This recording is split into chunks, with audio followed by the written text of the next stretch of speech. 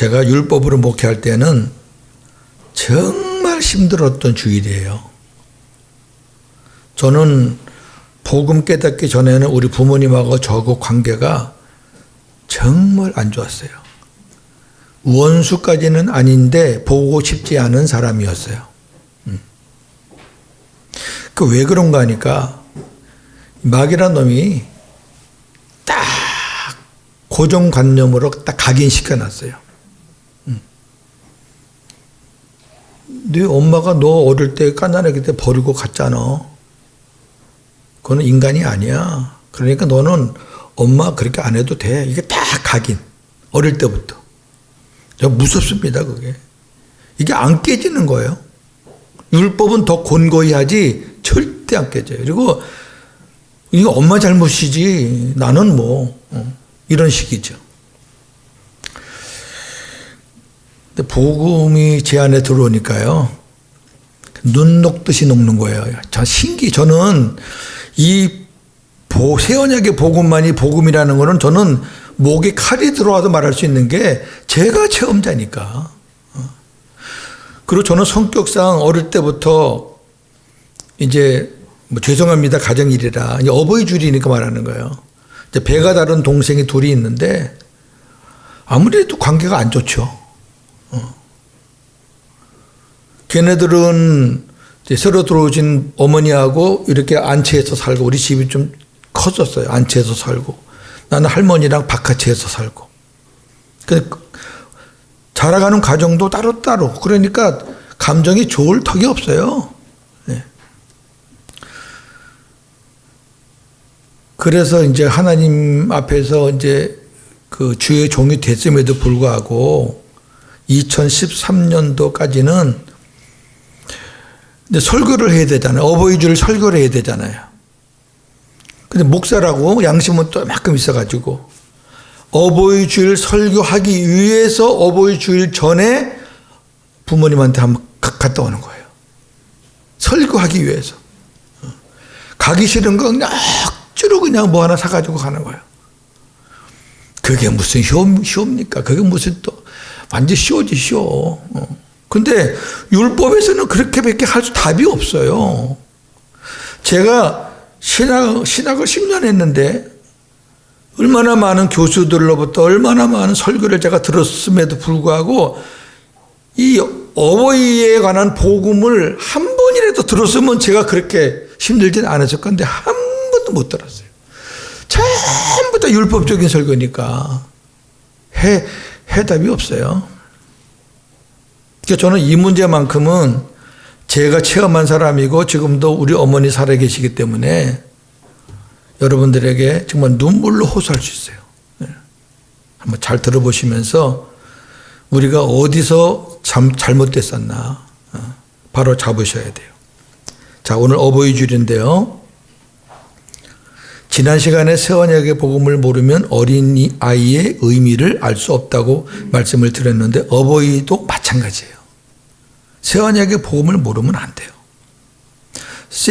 셰익스피어는 부모님의 음성은 하나님의 음성이다. 왜냐하면 아이들에게는 그들이 하늘의 대리자이기 때문이다. 이렇게 말했어요. 셰익스피어도 신앙이 돈독하신 분이죠. 그렇습니다. 성경의 가르침도 이와 같아요. 아버지에게 어머니에게 담긴 천국 복음은 무엇일까요? 자, 부모와 자녀는 이제 상관관계가 있어요. 그러니까 자녀로서만 알면 안 되고 자녀이면서 부모잖아요, 우리가. 제가 우리 부모님의 자녀이지만은 또 우리 자녀의 부모니까 이 양쪽을 다 우리가 아셔야 돼요. 그래야 우리가 실패하지 않는 인생을 살 수 있어요. 다른 사람들은 우리가 안 본다고 딱 접어두면 평생 안 볼 수도 있어요. 근데 부모 자식과는 그렇게 할 수가 없는 관계잖아요. 그렇게 살다가도 부모님 돌아가시면 거기 가서 통곡하는 게 자식이잖아요.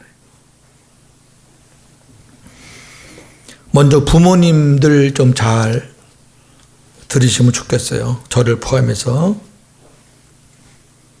제일 중요한 게 1번입니다. 자녀는 부모의 소유물이 아니라 하나님의 선물입니다. 이거예요. 자, 시편 127편 3절. 보라, 자식들은 여호와의 기업이요 태의 열매는 그의 상급이로다. 아멘. 하나님이 주신 상급이에요. 선물이에요. 그리고 내 기업이 아니에요. 하나님의 기업이에요. 그렇잖아요. 하나님이 태의 문 열어주지 않으면 안 나올 아이들이에요. 따라서 부모는 자녀를 노엽게는 말은 격분하게 그렇게 하지 말아야 합니다. 골로새 3장 21절. 아비들아 너희 자녀를 노엽게 하지 말지니 낙심할까 합니다. 왜 노엽게 하지 말아야 하냐면 아이들이 낙심해요. 낙심이란 말은 우리말로 말하면 마음이 무너진다는 거예요. 마음이 무너지면 힘들어요. 아이들이. 자식은 하나님께서 우리들이 이 세상 살면서 외롭지 말라고 붙여준 하나님의 선물이요 기업이요 상급입니다. 우리 몸에서 태어났다 해서 우리 자녀가 아니고 하나님께서 생명을 주셔서 우리에게 맡기신 하나님의 자녀이기 때문에 자녀를 부모 마음대로 함부로 해서는 안 됩니다. 이게 딱 기본적으로 돼 있어야 돼요, 여러분. 인간적으로는 막 하려다가 이게 내 자녀이기 이전에 하나님의 자녀이지. 이 자녀가 있기 때문에 힘들지만 이 자녀가 없었다면 난 더 힘들었겠지. 하나님의 선물이지. 이걸 생각하시면서 정말 한 번, 두 번 생각하셔야 돼요. 두 번째 우리가 부모가 알아야 될 복음은 자녀를 주님의 마음으로 사랑해야 한다는 거죠. 내가 부모고 너는 자식이니까 너 내 말 들어야 돼. 아무튼 부모의 마음으로 하면은 반드시 실패하고 자식들이 튕겨나가요. 왜 그러냐면은 부모의 마음대로 막 하면은요, 그거 받아들일 자식이 없어요. 겉으로는 말은 못해도 어릴 때는 속으로는 뭐라는지 알아요? 엄마 아버지 잘못하면서 나한테만 하라 그래. 그러다가 이제 지가 좀 크잖아요. 그러면 이제 튕겨나가는 거예요.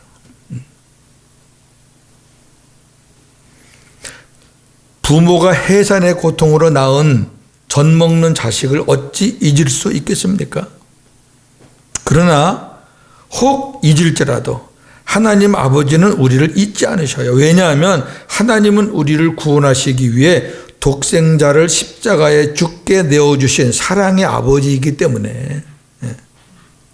자, 이사야 49장 15절. 여인이 어찌 그 젖 먹는 자식을 잊겠으며 자기 태에서 난 아들을 긍휼히 여기지 않겠느냐.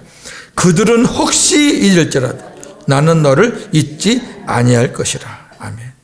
잊을 수 없어요. 자기 배에서 나온 자식을 어떻게 잊어요, 죽을 때까지. 잊을 수가 없죠. 그 당연한 건데. 뭐 사정상 자식을 버리고 헤어졌다 그래서 그 엄마가 그 자식을 잊겠어요? 못 잊어요. 근데 오늘 성경에 보니까 혹시 잊을지라도 인간은 아주 그냥 쇳덩어리니까 그게 극악한 사람들은 잊을 수 있죠. 정상적인 관계에서 낳지 않는 뭐 그런 있잖아요. 잊어버리고 싶은 자식.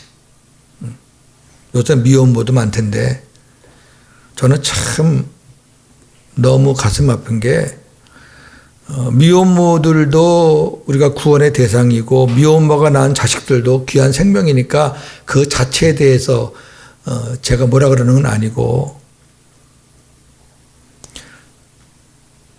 사실 미혼모라는 거는 우리 기독교적인 입장에서 보면은 하나님 앞에서 아름다운 모습은 아니잖아요.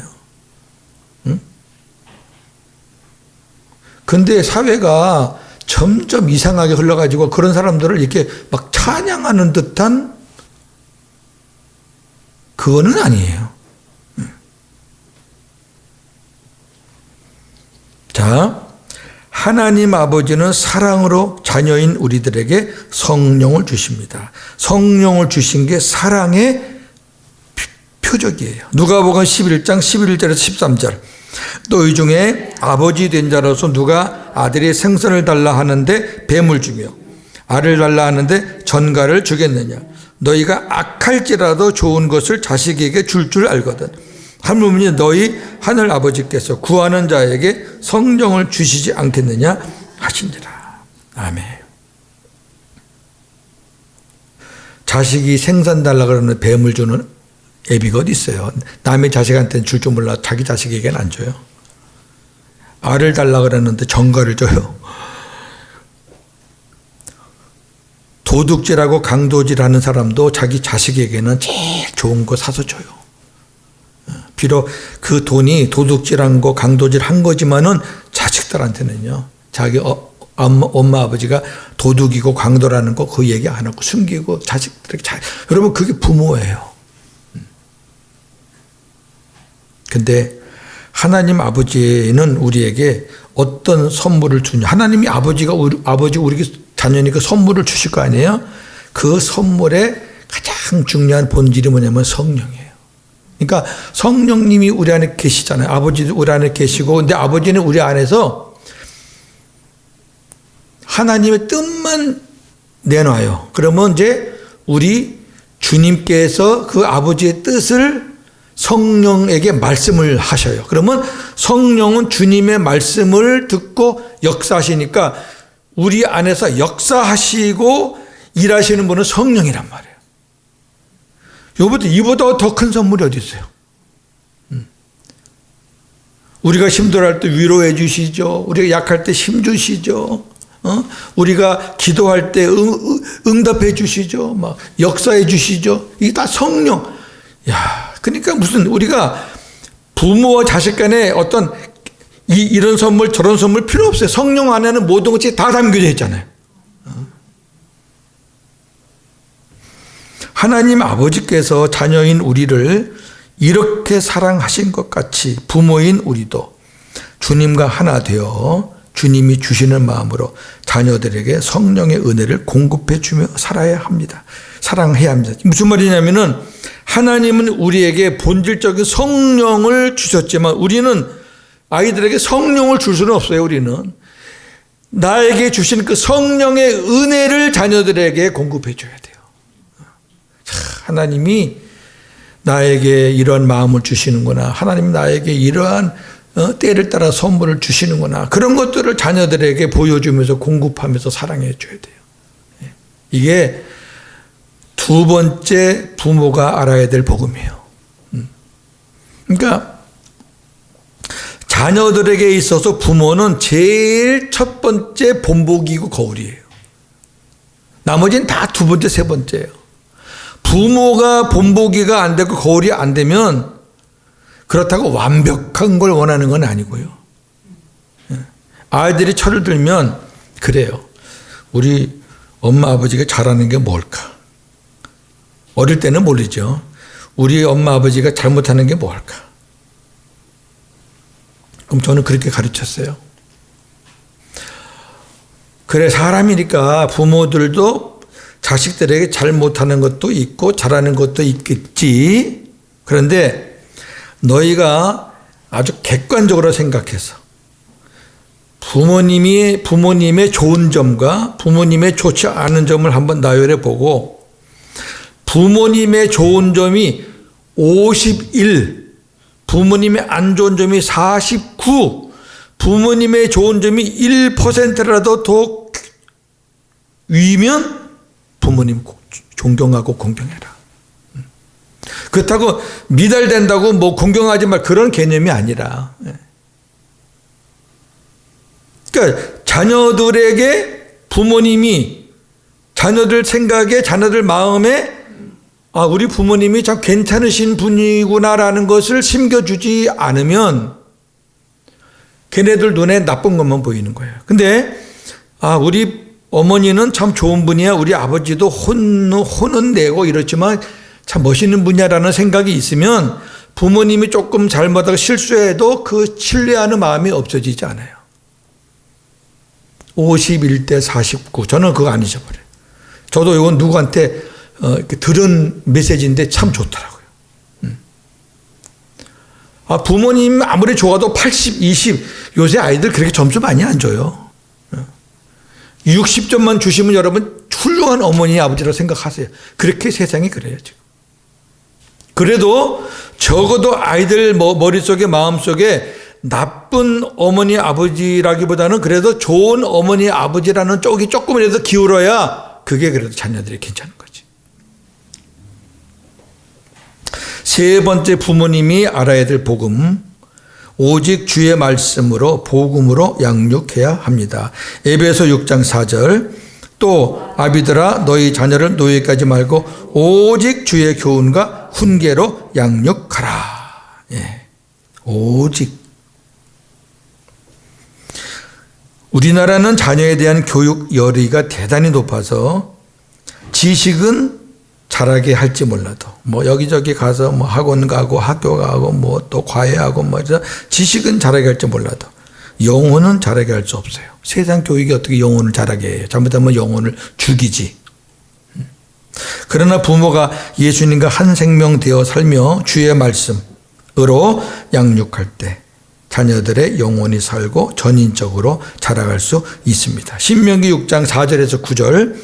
이스라엘아 들으라. 우리 하나님 여호와는 오직 유일한 여호와이시니 너는 마음을 다하고 뜻을 다하고 힘을 다하여 네 하나님 여호와를 사랑하라. 오늘 내가 네게 명하는 이 말씀을 너는 마음에 새기고 네 자녀에게 부지런히 가르치며 집에 앉았을 때든지 길을 갈 때든지 누워 있을 때든지 일어날 때든지 이 말씀을 강론할 것이며 너는 또 그것을 네 손목에 매어 기호를 삼으며 네 미간에 붙여 표로 삼고 또 네 집 문설주와 밭간문에 기록할지니라. 아멘. 이 본문을 새 언약의 눈으로 보시기 바랍니다. 부모는 자녀들에게 거울이에요. 따라서 1번이라고 줄친 거 있죠. 이 말씀을 너는 마음에 새기고, 부모는 자녀들에게 가르칠 하나님의 말씀을 마음에 새기는 게 그게 먼저예요. 왜? 마음에 있는 대로 나오는 거니까. 마음에 있는 대로 보여주고 마음에 있는 대로 말하고 얼굴 표정이나 이런 것들이 다 마음에 있는 대로 나오는 거예요. 마음에 있는 게 없으니까 그냥 내 모습대로 나가는 거예요. 말씀을 내 마음에 새긴다는 것은 이건 율법이 아니고 이거 복음이에요. 말씀을 내 마음에 새긴다. 다시 말해 말씀이신 예수님을 내 안에 모신다. 그리고 그분이 주시는 말씀을 듣고 내가 산다. 신명기서는 그런 오묘한 율법과 복음이 같이 있는 책이라고 그랬잖아요.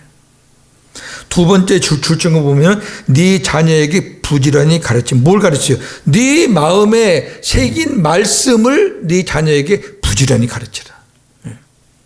그러니까 내가 주님의 말씀을 갖고 있지 않으면 가르칠 것도 없어요. 그러니까 주님의 말씀이 빈약하고 주님의 음성을 못 듣고 맨날 내 거로만 사니까 자녀들에게도 그런 것밖에 못 보여주니까 신뢰를 못 받죠. 여러분, 자녀 문제는 어떻든 부모의 책임이 커요. 핑계 댈 것도 없어요. 저도 예전에는 우리 아들 하나밖에 없는데요. 진짜 무섭게 키웠어요. 지금 무섭게 키울 것 같죠? 무섭게 키웠어요. 조금만 잘못되면 너 목사 아들이 이게 먼저 나갔어요. 아, 걔가 목사인가? 너 잘못하면 아버지가 욕먹어. 그러니까 그 아이가 얼마나 스트레스 받았겠어요. 그래서 이제 어느 정도 컸을 때 물었어요. 대화하는 가운데 너 제일 하고 싶지 않은 게 뭐냐? 그러니까 목사님이요. 내가 생각해도 그럴 것 같아요. 우리 아빠 같은 목사님 같으면 난 목사 안 해. 맨날 혼내고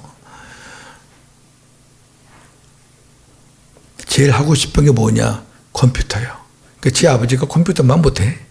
예. 그러고 나서 우리 아들이 이제 복음이 돼서 복음을 깨닫고 생명이 돼서 지금 하는 행동은요, 아버지가 최고예요. 그냥 이번에도 제가 아프니까 바쁘거든요. 사업한다고 참 바빠요. 근데 하여튼 뭐 제가 병원 가는 날은 만사를 제쳐놓고 앞장서서 다 병원 일 보고 막 다 계산하면서 그렇게 아들이 해줘요. 복음이 안 들어가서면요 어림도 없는 일이에요, 여러분. 네. 그 다음에 세 번째는요, 그 뒤에 쭉 보세요. 길에 갈 때든지 뭐 일어날 때든지 뭐 손목에 기호를 참고 미간에 붙여. 이게 뭐냐면은 부모는 가르치는 동시에 천국되어 사는 모습을 자녀들에게 보여주어야 한다는 거예요. 이게 뭐냐면은 미간에 붙인다는 거는 우리 얼굴 표정을 통해서 자녀들에게 복음을 보여준다는 거죠. 이게 다 그렇게 해서 가시면 다 이해가 되는 말씀이에요. 아니 왜 괜히 미간에 붙이겠어 말씀. 옛날에 이제 문자적으로는 말씀을 여기 미간에 붙였어요. 손목에 붙였어요.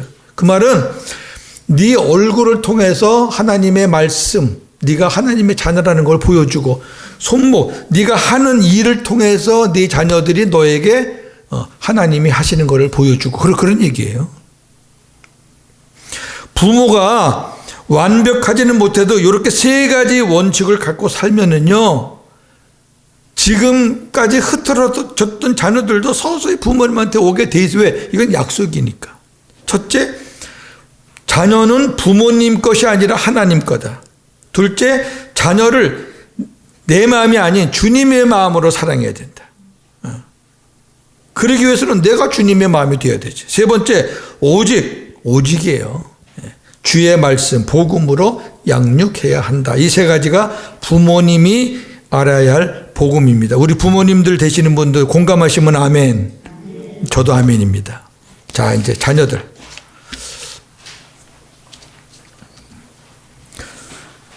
저도 부모인 동시에 자녀입니다. 또 여러분 집에 자녀가 있습니다. 생각하시면서 들으시고 또 기회가 되면 이 말씀을 자녀들에게 가르쳐 주시는 게 좋습니다. 이 말씀을 가르쳐 드리려면은 부모와 자식 간의 관계가 어느 정도 괜찮고 또 부모님이 복음으로 사는 모습을 자녀들에게 보여질 때 그때쯤 해야지 지금 당장 가서 해버리면 안 돼요. 자, 첫째, 육신의 부모는 이 세상에서 하나님의 대리자입니다. 아버지란 이름은 성경에 딱 2번 하나님 아버지와 육신의 아버지에게만 주어진 특별한 이름입니다. 다른 사람한테 누가 아버지라고 그래요? 개 키우시는 분들 개 아버지 어머니 아니에요. 여러분 그건 절대로 그렇게 하시면 안 돼요. 아무리 이뻐도 내가 네 엄마다 그러면 안 돼요. 동물은 동물이에요. 어떻게 개의 아버지가 될 수 있어요? 저는 그냥 우리 강아지한테도 목사님이에요. 사모님이에요. 그래서 사모님 그러면은 그놈이 딱 쳐다보고 또 우리 사모가 목사님 그러면 딱 쳐다봅니다. 그건 훈련시키기 나름이에요. 왜 그러면은 아버지라는 거는 아무렇게나 막 쓰는 단어가 아니에요.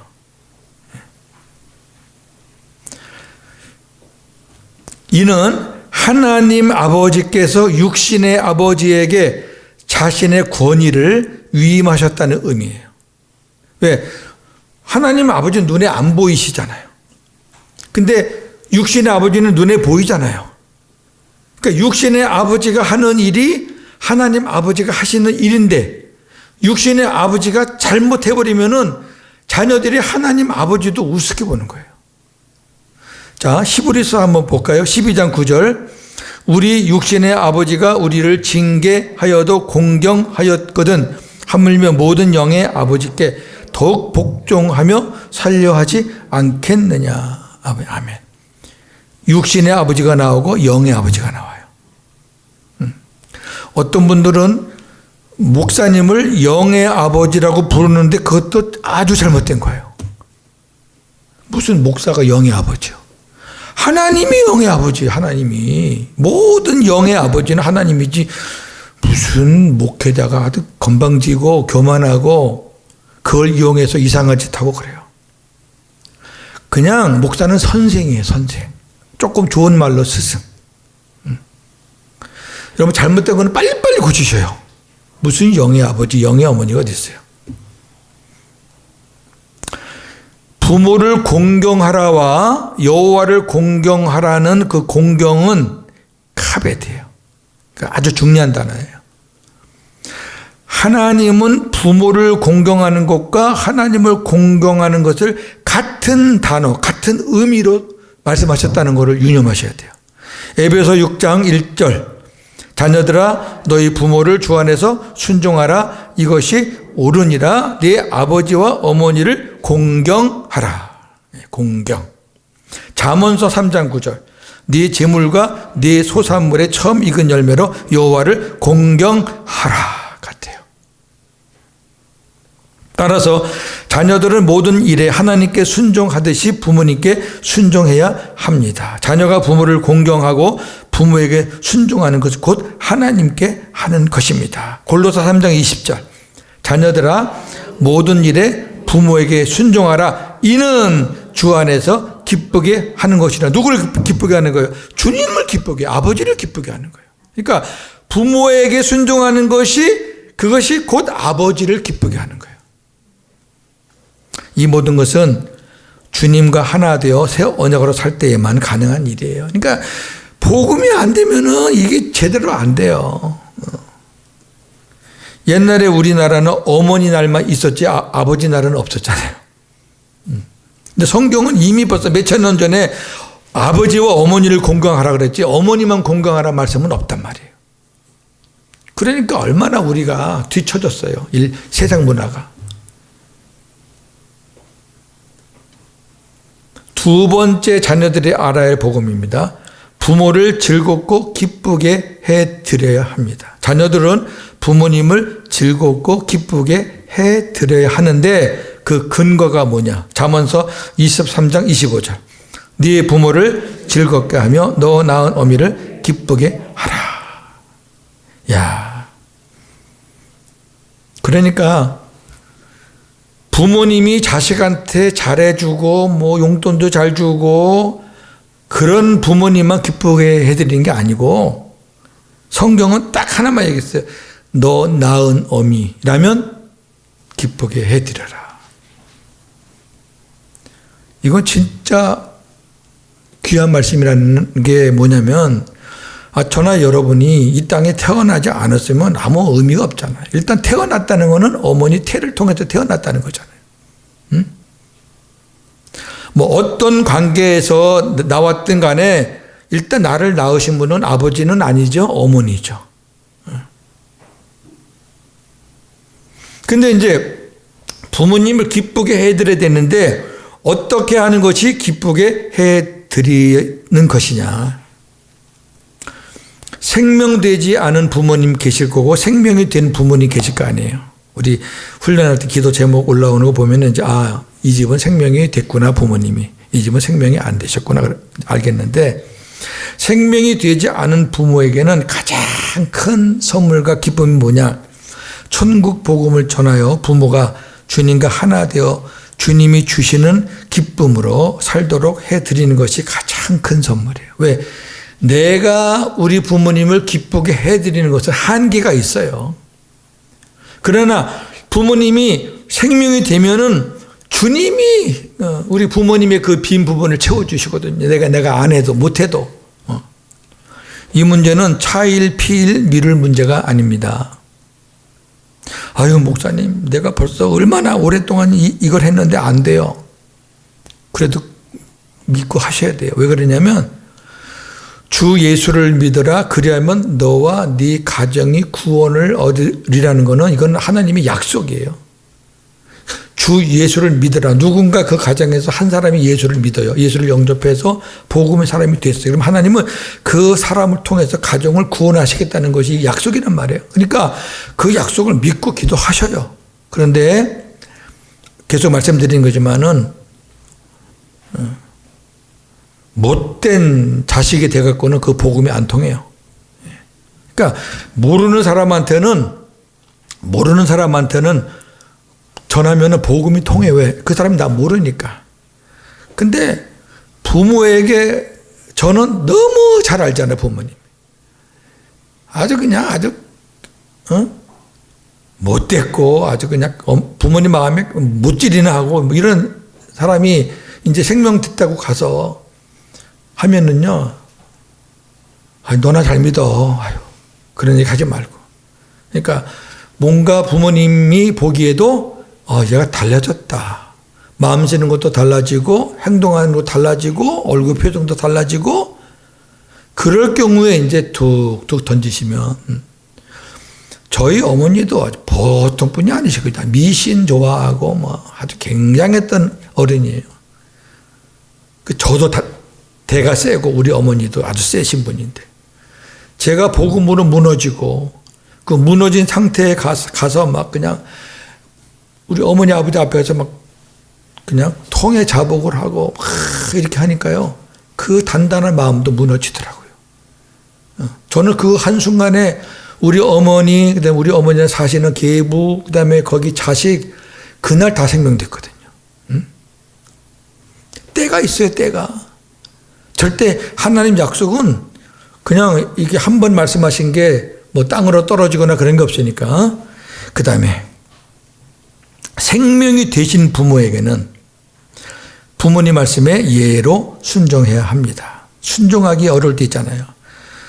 나도 생명됐고 부모님도 생명됐는데 너무 어렵다 그러면 하나님의 사랑, 생수를 구해서 주님의 마음이 되면은 또 순종할 수 있어요. 내 마음으로는 안 돼요. 세 번째 자녀가 알아야 할 복음입니다. 하나님께서 상급을 약속한 계명이에요. 이거 굉장히 중요합니다. 10가지 계명 중에서 상급을 약속한 계명은 이거 하나예요. 이거 하나라고. 네. 자, 부모를 공경하라는 제5계명에는 순종하는 자에게 하나님의 상급이 약속되어 있습니다. 하나님의 말씀과 약속은 천지가 없어져도 변개치 않습니다. 출애굽기 20장 12절 내 부모를 공경하라. 그리하면 너희 하나님 나 여호와가 네게 준 땅에서 네 생명이 길리라. 구약이고요. 신약 에베소 6장 2절 3절 네 아버지와 어머니를 공경하라. 이것이 약속 있는 첫 계명이니 이는 네가 잘 되고 땅에서 장수하리라. 아멘. 약속 있는 첫 계명이에요. 유일한 계명이에요. 자, 그러면 보세요. 이제 대부분의 자녀들은 부모에게 유산을 받으려고 하고 어떤 자녀들은 유산의 분량으로 부모를 평가하기도 합니다. 누구는 많이 주고 난 적게 주고 우리 부모님은 나한테 줄 것도 없고 자식들은 그거 갖고 부모 평가해요. 네. 그러나 성경은 자녀에게 유산을 주는 기업이죠. 우리 땅에서 살 때 필요한 기업을 주시는 분은 육신의 부모가 아닌 하나님 아버지라고 말씀해요. 성경에서 여러분 부모가 자녀에게 뭘 준다 이런 표현이 있나요? 저는 못 찾아봤어요. 없어요. 그건 하나님 모르는 세계에서 하는 얘기예요.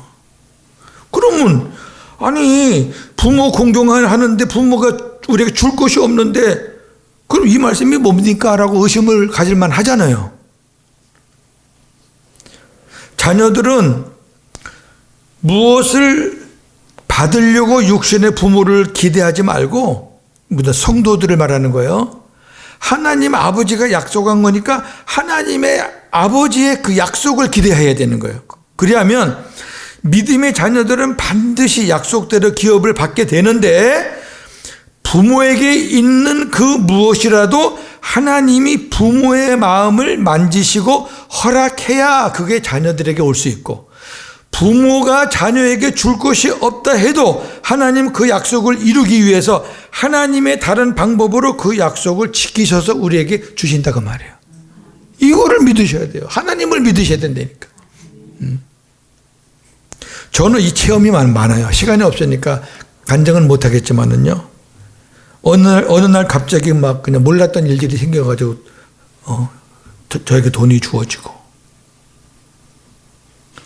우리 아버지가 하나도 안 남겨놓고 통장에 몇십만 원 있는 거 그걸 제가 받고 우리 아버지 장례 치러 드렸는데 그 이후에 우리 아버지 땅이 여기 두 개가 나와서 그걸 제가 다 받았거든요. 그러니까 이게요. 우리 지난번에 오셨던 그 최 선교사님도 저랑 같은 그런 일 때문에 오셨거든요. 중국에 있는데 갑자기 아버지가 남긴 땅이 있는데 그거 찾으라고 그래갖고 중국에 들어오신 거예요. 그 일 하려고. 그것도 억대 땅인데 형제들 나눠 가져도 몇 천만 원씩 이제 갖게 되는데 생각지도 않은 일이거든요.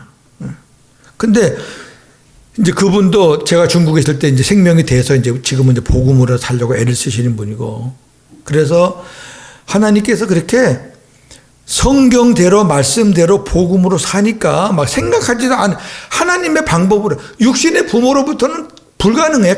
받을 게 없어. 그러니까 세상 논리로 말하면 나에게 줄 것도 없는 부모 뭐 그냥 현찮게 생각한다 그 말이에요. 저나 여러분은 그렇게 사시면 안 돼. 부모가 아무것도 없으면 우리 약속이 하나님이 주신다 그랬으니까 우리 부모님이 안 주면 하나님이 다른 방법으로 하나님께서 나에게 주신다는 약속을 믿고 살면 되는 거예요. 할렐루야. 이게 굉장한 메시지거든요, 사실은. 결론입니다. 말씀만 들으면 소용없고 이제 적용을 하셔야 이제 삶을 통해서. 자, 부모가 알아야 할 복음 3가지. 자녀는 부모의 소유물이 아니라 하나님의 선물입니다. 둘째, 자녀를 주님의 마음으로 사랑해야 합니다. 그러기 위해서는 저와 여러분 생수를 끊임없이 부어야 돼요. 세 번째, 오직 주의 말씀, 복음으로 양육해야 합니다. 그러려면 내 안에 말씀이 있어야지 말씀으로 양육할 수 있겠죠. 보여줄 수 있겠죠. 그 다음에 자녀가 알아야 할 복음 3가지와 적용입니다. 첫째, 육신의 부모는 이 세상에서 하나님의 대리자입니다. 육신의 부모를 죄송합니다. 개떡같이 여기면서 하나님을 잘 섬겨? 말도 안 돼. 그러니까 뭐라 그래? 눈에 보이는 부모를 네가 섬기지 않으면서 눈에 보이지 않는 하나님을 섬겨? 요한일서에. 두 번째, 부모를 즐겁고 기쁘게 해드려야 합니다. 생명 안 되신 부모님은 끊임없이 복음 듣고 생명되어서 주님을 모시고 살 수 있도록 끊임없이 기도하시고 틈이 기회가 주어지면 복음을 툭툭 던지셔요. 한 가족은 말로 되는 게 아니에요.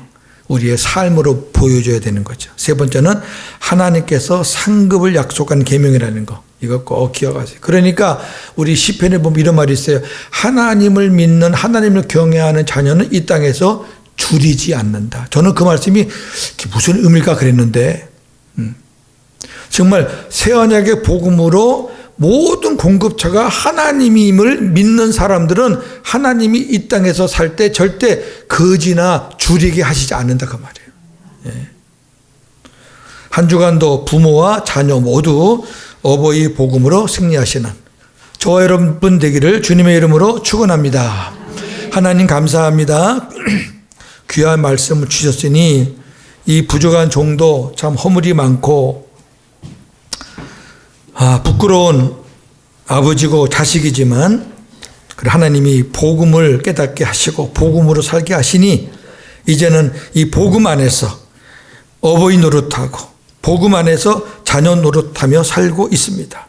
부족한 것은 더 잘할 수 있도록 주님이 생수를 부어 주셔서 날마다 주님의 마음으로 살게 해 주시기를 원하며 가장 중요한 것은 이것은 하나님의 상급 기업이 약속된 유일한 계명이라는 거. 그 약속 믿고 하나님 앞에 우리가 순종할 때 하나님의 일하심을 보게 될 줄로 믿습니다. 예수님의 이름으로 기도합니다. 아멘.